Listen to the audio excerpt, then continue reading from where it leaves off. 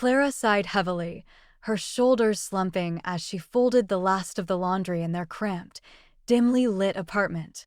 It had been an exhausting day at school, her mind swirling with lesson plans and student concerns. All she craved was a quiet evening to unwind, a rare moment of peace. As she reached for Mark's worn jacket to toss it into the wash, her hand froze midair. A crumpled envelope peeked out of the pocket, its edges frayed as if it had been hastily stuffed inside. Curiosity tugged at her, overriding her fatigue. She pulled it out, smoothing the creases with trembling fingers. Her heart plummeted. Eviction notice, the bold red text screamed at the top, each letter feeling like a slap across her face. The letter laid it all bare. They were 3 months behind on rent, teetering on the edge of losing their home. How could this be? She had entrusted Mark with handling the bills while she juggled the demands of their household. Her voice quivered as she called out Mark. It wasn't anger in her tone, not yet, but fear, raw and unshakable. Mark appeared in the doorway, his easy, familiar smile fading the moment he saw the notice clutched in Clara's hand. "What's this, Mark?" she demanded, her voice unsteady, teetering between disbelief and dread. He hesitated, his hand rubbing the back of his neck, a telltale sign of his nervousness, one she'd come to recognize over their 5 years of marriage. "I can explain," he began, his words faltering. But Clara cut him off, her voice rising. "Explain what? That we're about to lose our home? That you've been hiding this from me for months?" Mark stepped closer, reaching for the notice, but she held it out of his grasp. "Clara, listen, it's not what you think. I had to help Sophia. She needed money for the kids' school fees, and then the car broke down." Clara's eyes widened, her heart racing with a mix of shock and betrayal. "You gave our rent money to your sister?" she asked, her voice barely above a whisper. "She's been struggling since her husband passed," Mark said defensively, his tone pleading. "I couldn't just let her go under." Clara's anger surged, bubbling to the surface like a storm breaking free. "So instead, you decided to let us go under?" she snapped, waving the notice in his face. "Did you think I wouldn't find out, or were you planning to wait until we were out on the street?" Mark reached for her hands, but Clara pulled away, her trust in him crumbling with every word. "I was going to fix it," he said, his voice softer now, almost desperate. "I've been working extra hours. I thought I could catch up before it got this far." Clara's laugh was bitter, hollow. "Fix it? With what money, Mark? Because our savings are gone, aren't they?" His silence was deafening, confirming her worst fears. She turned away, her mind racing. Their home, the life they'd painstakingly built together, it all felt like a fragile illusion, shattered by his choices. And for what? To support Sophia, his sister, who seemed to have a knack for keeping up appearances despite her supposed struggles. As if on cue, Clara's phone buzzed, snapping her out of her spiraling thoughts. It was a text from Sophia. "Can't wait for family dinner tomorrow. Love you both." The irony stung, and Clara's bitter laugh echoed in the quiet apartment. Sophia, who was supposedly drowning in hardship, had time to plan lavish dinners while they faced eviction. The next morning, Clara woke early, her sleep fractured by the weight of the previous night's revelations. The eviction notice sat on the kitchen counter, glaring at her like a bad omen as she sipped her coffee. Her thoughts churned in turmoil. How had they reached this point? Had she been so blind, so trusting, that she missed the warning signs of Mark's deception? He was still asleep, or pretending to be, and Clara didn't care to find out. She needed space, a moment to breathe. Grabbing her bag, she left the apartment, letting the door slam behind her. Her destination was clear. She needed to talk to Tina, her closest friend. Tina's office was in the bustling heart of downtown Portland, a vibrant contrast to Clara's inner chaos. She'd barely texted Tina a summary of the situation before her phone rang, Tina's voice sharp and concerned. "Get here now," she'd said, no nonsense as always. When Clara arrived, Tina was waiting outside, leaning against the building with 2 steaming cups of coffee in hand. "This better be a joke," Tina said, handing one to Clara as they began walking toward a nearby park. "I wish it was," Clara muttered, Her voice heavy with exhaustion. As they strolled along the park's winding path, Clara poured out her heart, recounting the eviction notice, the drained savings, Mark's excuses, and Sophia's endless demands. Tina listened in silence, her expression darkening with each word, her coffee growing cold in her hand. When Clara finished, Tina stopped walking and faced her, her eyes blazing with indignation.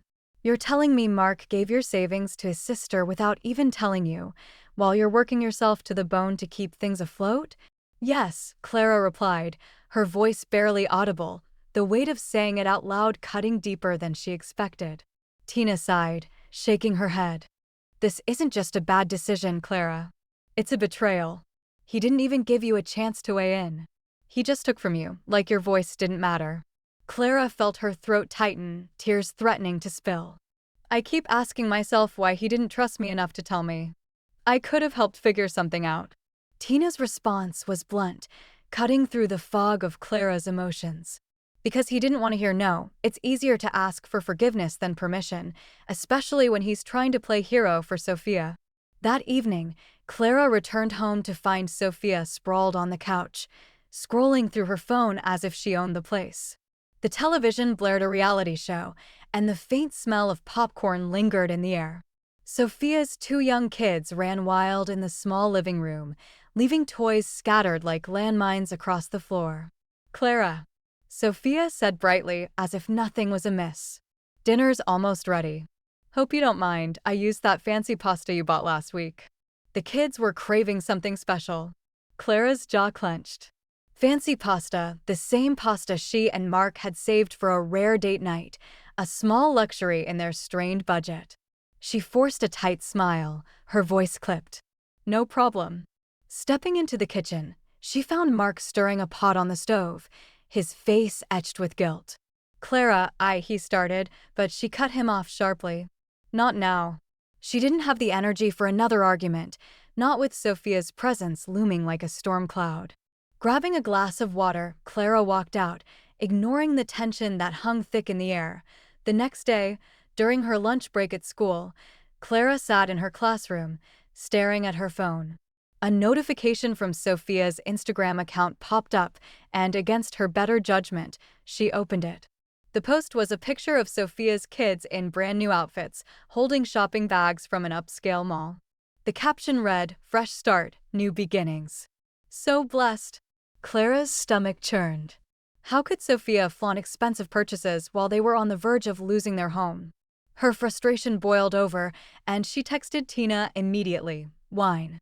My place. Tonight." Tina arrived later with 2 bottles of red, her expression grim as Clara recounted the latest outrage. "She's using Instagram to brag about her life while draining ours, and Mark just stands by and lets her," Clara said, her voice trembling with anger. Tina poured her a generous glass, her tone firm. "Then stop letting him, Clara. You don't owe them anything. If they're going to treat you like a doormat, it's time to show them the door." Clara stared at the wine swirling in her glass, Tina's words echoing in her mind. She was right, but letting go of the life she'd built with Mark wasn't that simple. The family dinner the following evening was everything Clara had dreaded, and worse.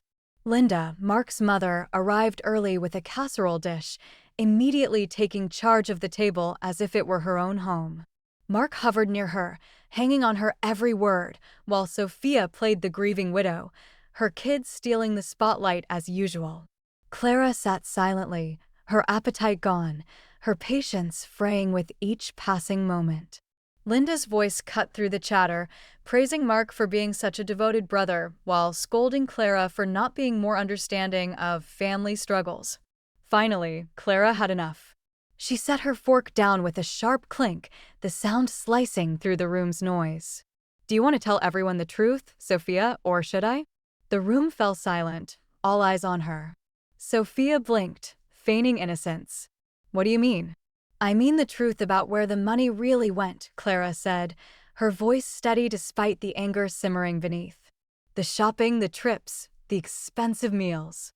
The money Mark took from me to give to you." Linda gasped, her hand flying to her chest, while Mark looked like he wanted to vanish into the floor. Sophia's face hardened, her voice defensive. I don't know what you're talking about. Clara pulled her phone from her pocket, opening the screenshots she'd taken of Sophia's Instagram posts. She slid the phone across the table. Don't you? Because this doesn't look like someone who's struggling. Sophia glanced at the screen, her face paling. I was going to pay it back, she stammered, her voice faltering. When? After we were homeless. Clara demanded, her voice rising.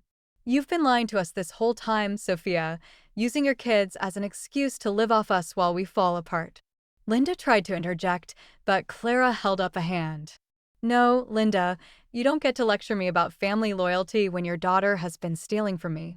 The table fell into a heavy silence. Clara stood, her chair scraping loudly against the floor. I'm done, she said, her voice firm. I won't let you drag me down with you. Without waiting for a response, she walked out, leaving them to sit in the mess they'd created. Back at the apartment, Clara began packing her things, her movements deliberate but heavy with emotion. She didn't know what her next step would be, but one thing was certain: she couldn't stay. Mark appeared in the doorway, his voice thick with emotion. Clara, please don't do this. We can fix it. She looked at him, the man she had once loved so deeply, now a stranger standing before her. You made your choice, Mark, she said quietly, and it wasn't me. His shoulders slumped as she zipped up her suitcase, the weight of his betrayal hanging heavy between them. Clara spent the next few days at Tina's apartment, the small guest room offering a temporary refuge from the chaos. Tina was endlessly supportive, offering wine, advice, and the occasional distraction, but Clara knew she couldn't stay forever.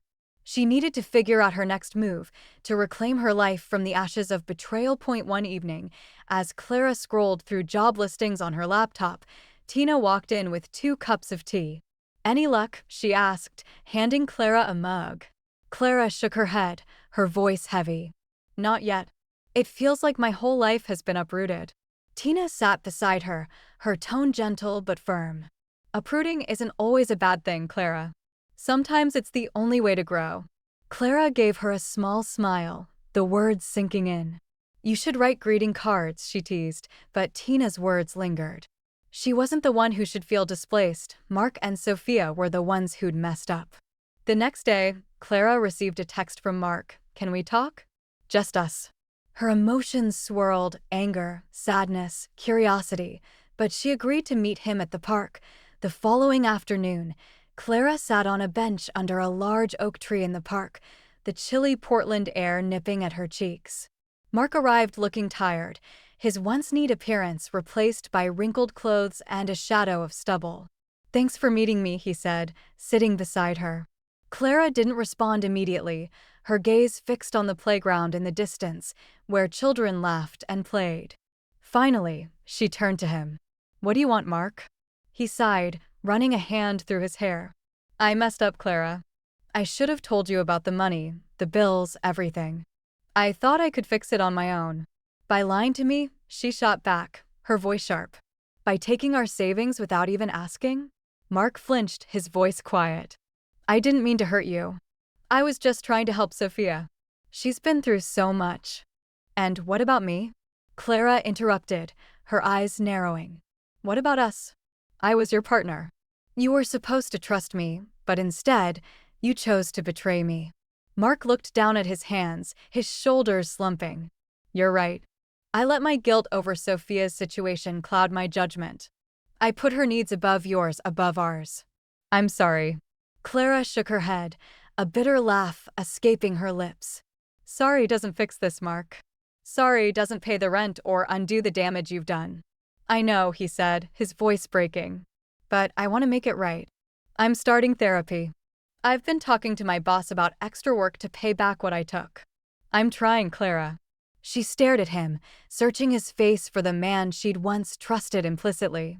She could see the regret in his eyes, but regret wasn't enough. I appreciate that you're trying, she said finally, but I don't know if I can forgive you for this. Mark nodded slowly, as if he'd been expecting her response. I understand. But I'm not giving up on us, Clara. Not yet. Later that evening, Clara returned to the apartment for the first time in days. Mark wasn't home, but Sophia was, sitting on the couch with her kids playing quietly on the floor. When Clara walked in, Sophia looked up, her expression a mix of guilt and defiance. "Clara," she said hesitantly, "can we talk?" Clara crossed her arms, leaning against the doorframe. "What is there to talk about, Sophia? You've already said enough with your actions." Sophia stood, wringing her hands nervously. "I know I've messed up. I've taken advantage of you and Mark, and I'm sorry." "Are you?" Clara asked, her voice cold. "Because it didn't seem like you were sorry when you were posting pictures of your shopping trips and new clothes while we were struggling to keep a roof over our heads."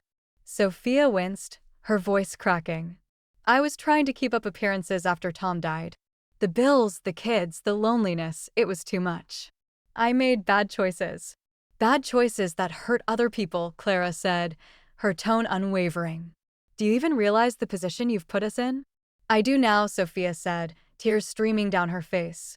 "I've been selfish, and I see that now. I want to make things right, Clara. I've started looking for a job, and I've talked to Mark about moving out as soon as I can." Clara stared at her, unsure whether to believe her words. Sophia had always been skilled at playing the victim, but this time, there was something different in her tone, something genuine. "We'll see," Clara said finally. "Actions speak louder than words, Sophia. If you really want to make things right, show me." Sophia nodded, her tears falling freely. "I will. I promise." That night, Clara sat alone in the apartment, her mind racing. The confrontation with Sophia had left her drained but also strangely hopeful. Maybe, just maybe, things could change. But she knew better than to let her guard down. Promises were easy to make, but far harder to keep. As Clara stared out the window at the twinkling city lights, a realization settled over her. No matter what happened with Mark or Sophia, she needed to prioritize herself for once. She couldn't keep sacrificing her happiness and stability for others. It was time to take control of her own life. With a renewed sense of determination, Clara picked up her phone and began making a plan. She didn't know what the future held, but one thing was certain: she wasn't going to let anyone else dictate her path ever again. Weeks later, Clara sat in the corner booth of a small coffee shop in downtown Portland, a place she'd visited countless times during her marriage to Mark. This time, though, the visit felt different. She had requested to meet Mark here, not to rekindle their relationship, but to find closure for what had been left unresolved. Mark arrived a few minutes late, his shoulders hunched, his expression weary. He spotted Clara and gave a small, hesitant wave before approaching the table. "Hey," he said, sitting down across from her. Clara nodded, folding her hands on the table. "Hey." The silence between them was heavy, charged with unspoken history. Clara studied him, noting how he looked thinner, older, as if the weight of his mistakes had finally settled on him. "I wanted to meet to talk about what happens next," she said finally, her voice calm but firm. "It's time to make decisions." Mark nodded, his eyes dropping to his coffee cup. "I get it. I've been thinking about it too. I've been staying at a motel for now, but I found a roommate situation that's more permanent." Clara raised her eyebrows, surprised by his initiative. "A roommate?" "Yeah," Mark said softly. "I need to figure out who I am without everything else, without Mom's influence, without Sophia leaning on me. I've started therapy too." "That's a good step," Clara said, her tone genuine but guarded. Mark met her gaze for the first time. "I know I can't undo what I've done, Clara. I just want you to know I'm sorry for everything, for breaking your trust, for not putting you first, for all of it." Clara nodded slowly. "I appreciate that, Mark, but this isn't just about apologies. It's about actions. I need to move forward, and I can't do that if I'm tied to this mess." Mark looked away, his jaw tightening. "Does that mean you're filing for divorce?" Clara exhaled, the weight of the decision heavy but necessary. "Yes," she said finally. "It's what's best for both of us. We need to start over, separately." Mark nodded, his expression pained but accepting. "I understand. I don't want to hold you back anymore." For the first time in months, Clara felt a small weight lift off her shoulders. The decision, though painful, felt right. A week later, she was back in the apartment, boxing up her belongings. Mark had already moved out, leaving her the space to pack in peace. Sophia and her kids had left too, opting to stay with Linda temporarily. The quiet was both eerie and comforting. As Clara packed, she found an envelope tucked into a kitchen drawer, addressed to her in Sophia's unmistakable handwriting. She opened it cautiously, expecting another hollow apology. Instead, she found a check and a short note. "Clara, I know this doesn't fix everything, but it's a start. I've been working and saving, and I'm going to pay back every cent I owe you. Thank you for being the one who forced me to wake up. You didn't have to, but you did. I'll never forget it. Sophia." Clara stared at the check, her emotions a tangled mix of surprise and disbelief. It wasn't a large amount, but it was a step, a tangible effort to repair the damage. Months passed, and Clara moved into a small one-bedroom apartment across town, closer to her school. The space was modest but cozy, filled with sunlight and the promise of new beginnings. She began to focus on herself for the first time in years, rediscovering hobbies like painting and hiking that she'd once loved. Tina remained her constant support, their friendship growing stronger through the chaos. One evening, as Clara sat on her balcony, sketching the city's skyline, her phone buzzed. It was a text from Tina. "You're going to want to see this. Check Sophia's Instagram." Clara hesitated before opening the app. Sophia had been quiet on social media for months, but the latest post showed her kids at a park, smiling wide as they played. The caption read, "Starting fresh. New job, new outlook. Grateful for second chances." Clara stared at the screen, a small smile tugging at her lips. Maybe Sophia was turning things around. A year after everything had fallen apart, Clara found herself back at the same coffee shop, but this time for a different reason. She was meeting Tina to celebrate a milestone, her promotion to department head at her school. As she sipped her coffee, Clara reflected on how far she'd come. The pain of betrayal had lessened, replaced by a quiet strength. She no longer felt defined by the mistakes of others. Instead, she had rebuilt her life on her own terms. "Here's to starting over," Tina said, raising her mug in a toast. Clara clinked her mug against Tina's, a genuine smile spreading across her face. "Here's to growth." Outside the coffee shop, the city buzzed with life. Clara watched as people hurried past, each carrying their own stories of struggle and resilience. For the first time in a long time, she felt at peace, no longer burdened by the weight of betrayal. She was free to embrace the future, a future she had built with her own strength and determination. Please feel free to comment below if you liked this. Remember to like and subscribers for more.